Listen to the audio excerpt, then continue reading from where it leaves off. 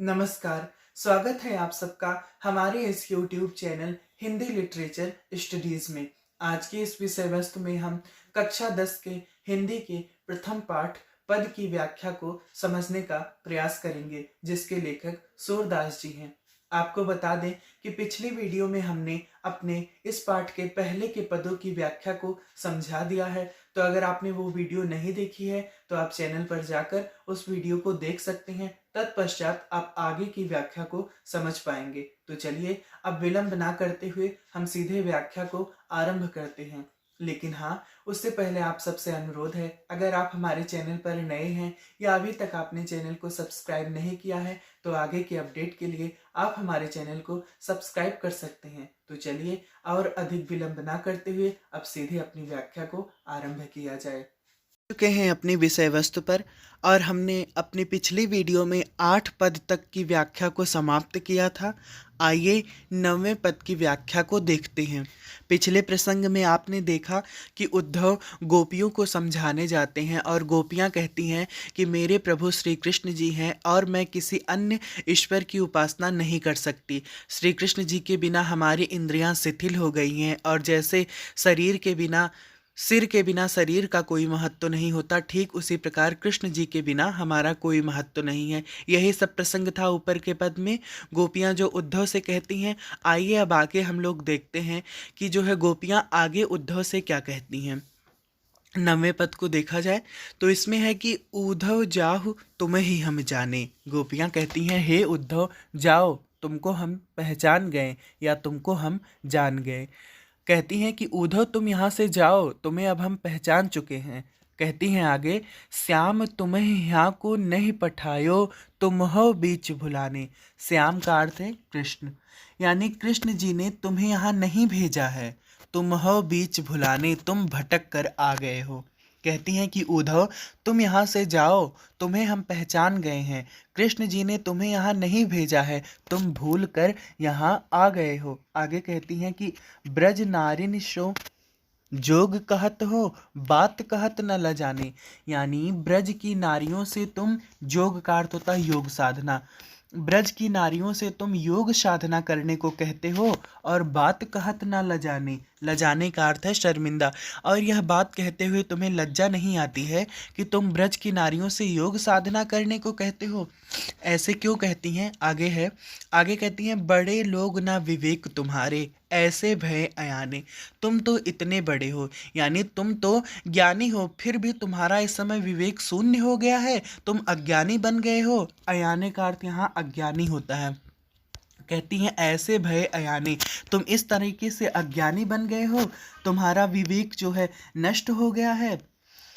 ऐसा क्यों गोपियाँ कह रही हैं? देखिए आगे बताया गया है। कहती हैं, हम सो कह लई हम सही कह, जिय गुण लेहु सयाने, कह अबला कह दशा दिगंबर, मष्ट करो पहचानी। यानी कहती हैं हम सो कह ली, मतलब तुमने हमसे कह लिया कि योग साधना करो, हम सह लिए, हमने ऐसा सह भी लिया कि तुमने हमसे कहा कि योग साधना करो, जिय गुण लेहु सयाने, लेकिन यह बात किसी अन्य से मत कहना, वह इसको नहीं सह पाएगा। आगे कहती हैं, कह अबला कह दशा दिगंबर, मष्ट करो पहचाने। कहती हैं कि कहाँ हम अबला, यानी ब्रज की अबला स्त्रियां, और कह दशा दिगंबर, दिगंबर का अर्थ होता है दिक और अंबर का होता है वस्त्र, यानी जहाँ दिशाओं को ही वस्त्र माना जाता है। योग साधना एकदम निर्गुण ब्रह्म पर आधारित है, वहाँ दिशाओं को ही वस्त्र माना जाता है। तो वही कहती हैं कि हम ब्रज की अबला स्त्रियां हैं, हम निर्गुण ब्रह्म की उपासना नहीं कर सकती हैं। मष्ट करो, अब बस करो, पहचाने, हम तुमको पहचान गए हैं। उन्हें डांटती हुई कहती हैं कि हम ब्रज की अबला स्त्रियां हैं, कहाँ मतलब दिशाओं को ही जो वस्त्र माना जाता है जिस निर्गुण ब्रह्म में, हम उसकी उपासना कैसे कर सकते हैं। अब तुम बस करो, हम तुम्हें पहचान चुके हैं।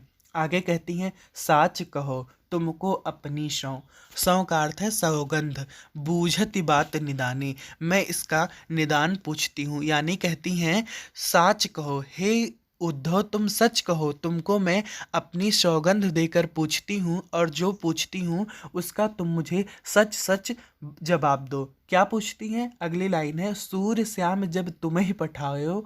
सूरदास जी कहते हैं कि गोपियाँ कहती हैं कि जब श्री कृष्ण जी ने तुम्हें यहाँ भेजा, यानी सूर्य श्याम जब तुम्हें ही पठायो, जब कृष्ण जी ने तुम्हें यहाँ भेजा, तब नयकहु मुस्काने। नयकहु का अर्थ होता है तनिक।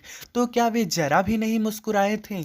यानी जब कृष्ण जी ने तुम्हें यहाँ भेजा तो क्या वह जरा भी नहीं मुस्कुराए थे?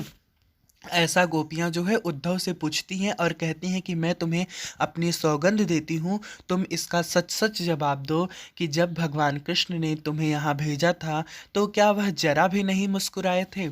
आगे फिर गोपियाँ कहती हैं 10वें पद में कि निर्गुण कौन देश को वासी, यानी निर्गुण ब्रह्म के बारे में कहती हैं कि निर्गुण यानी निर्गुण भक्ति किस देश का वासी है, अर्थात उसका स्थान कहाँ है।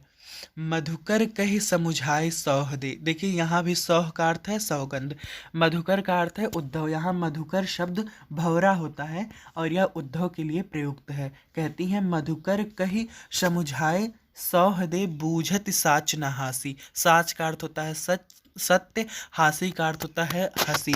यानी कहती हैं कि मैं तुमको अपनी सौगंध देकर पूछती हूँ और तुमसे हंसी नहीं कर रही हूँ, इसलिए तुम सत्य सत्य जवाब दो कि निर्गुण कौन देश को वासी, निर्गुण का स्थान कहाँ है, निर्गुण ब्रह्म किस देश का वासी है।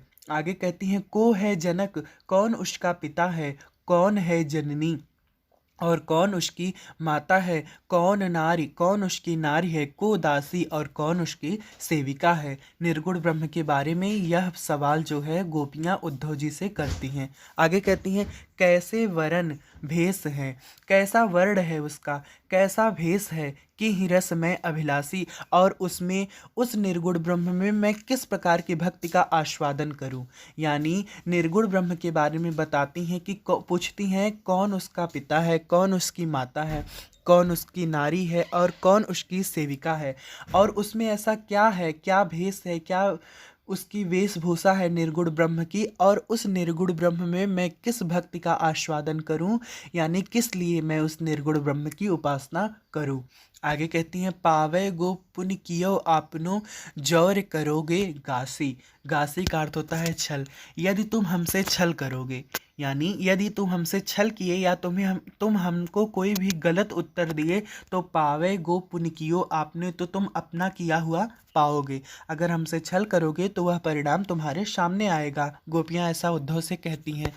फिर कहती हैं यह सब प्रसंग सुनने के बाद, अर्थात गोपियों के इस तर्क पूर्ण बातों को सुनने के बाद सुनत मौन भय रहे बावरो, यानी उद्धव पूर्ण रूप से मौन हो गए, बावले हो गए, सूर सबे मतिनासी, और उनकी सभी बुद्धि नष्ट हो गई। गोपियों के इस तर्कपूर्ण विवेचन को सुनकर उद्धव बावले हो गए, मौन हो गए और उनकी सारी बुद्धि नष्ट हो गई। उन्हें समझ में नहीं आ रहा था कि अब हम इस प्रश्न का क्या जवाब दें। देखिए देखते देखते व्याख्या करते करते हम आखिरी पद पर आ गए। 11वां पद है। इसमें जो है माता यशोदा देवकी के पास संदेश भिजवाती हैं। कहती हैं संदेशव देवकी सो कहियो, हे पथिक मेरा यह संदेश देवकी से कहना। कैसा संदेश? कहती हैं हम तो धाय तिहारे सुत की, मया करत ही रही हूँ। धाय का अर्थ होता है पालन करने वाली माता। वह माता जो जन्म नहीं देती है परंतु पालन करने वाली होती है उसे धाय बोलते हैं। सुत का अर्थ आप लोग जानते हैं पुत्र होता है। कहती हैं देवकी से कि मैं तो तुम्हारे पुत्र की धाय हूँ, मया करत ही रही हूँ। मया का अर्थ होता है मोह। मैं तो उससे मोह करती ही रहूँगी, यानी मेरा मोह उस पर बना ही रहेगा। आगे है यद्यपि टेव तुम जानती उनकी, तव मोहि कहीं आवे। यद्यपि टेव मतलब तुम उनकी आदत, टेव का अर्थ होता है आदत, तुम उनकी आदत तो जानती होगी, तव मोहि कहीं आवे, लेकिन फिर भी मैं तुमसे कहती हूँ। क्या कहती हूँ? उनकी आदत के बारे में बता रही हैं कृष्ण जी की, क्योंकि कृष्ण जी इनके पास ही रहते थे। यानी सब आदत, सब दिनचर्या से परिचित यशोदा माता ही थीं, और इसलिए वह यह संदेश कृष्ण जी का यह संदेश जो है, मतलब कृष्ण जी कैसे व्यवहार करते हैं, कैसी उनकी दिनचर्या है, इस प्रकार का सारा संदेश देवकी से कहलवाती हैं। आगे है, कहती हैं, प्रात होत मेरे लाल लड़ैते, माखन रोटी भावे। लड़ैते का अर्थ होता है लाडला, यानी प्रातः होते ही मेरे लाडले कृष्ण को माखन रोटी भावे। माखन और रोटी भाती है, यानी वे माखन और रोटी खाना पसंद करते हैं। आगे कहती हैं, तेल उबटन अरु तातो जल ताहि देख भज जाते। तेल उबटन और तातो जल, तातो का अर्थ होता है गर्म जल। तेल उबटन और गर्म जल को देखकर, भज का अर्थ होता है भागना, देखकर वह भयभीत होकर भाग जाते हैं। मतलब यह सब देखना वे नहीं पसंद करते हैं और भाग जाते हैं। जोई जोई मांगत सोई सोई देती, यानी जो जो मांगते हैं वह मैं क्रम से उन्हें देती जाती हूँ। क्रम क्रम करी कै नहाते, और वह क्रम पूर्वक स्नान करते हैं। जो जो मांगते हैं वह मैं उन्हें देती हूँ और वह क्रम से स्नान करते हैं। आगे कहती हैं, सूर पथिक सुन मोहि रैन दीन, बढ़ियो रहत और सोच। वह उस पथिक से यशोदा माता कहती हैं कि यह सोच कर, सुन रैन दिन, यानी दिन रात, उर का अर्थ होता है हृदय, मेरे हृदय में यह सोच बढ़ती रहती है। कैसी सोच? मेरे अलक लड़े तो मोहन, यानी मेरे लाडले मोहन, मेरे लाडले कृष्ण होई हैं करत संकोच, संकोच करते होंगे।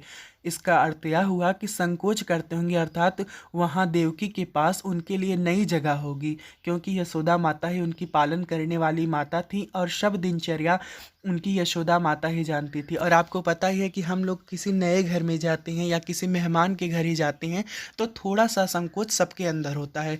तो उसी का वर्णन यहाँ है। यशोदा माता बोलती हैं कि मेरे हृदय में यही चिंता रात दिन लगी रहती है कि मेरे प्यारे श्री कृष्ण जी वहाँ उस नई जगह पर संकोच करते होंगे, इसलिए वह उनकी सारी आदत, सारी दिनचर्या को पथिक के माध्यम से देवकी के पास संदेश भिजवाती हैं। तो इस तरीके से हमने, मतलब 3 वीडियो में हमने पूरे पद की व्याख्या को देखा है। अगर आपको कुछ नहीं समझ में आया हो, कहीं भी दिक्कत है, तो आप कमेंट सेक्शन में पूछ सकते हैं। तो इस तरीके से हमने इस पाठ को ख़त्म किया। कहीं भी आपको दिक्कत है, मैं फिर से कह रहा हूँ, आप कमेंट में पूछिएगा।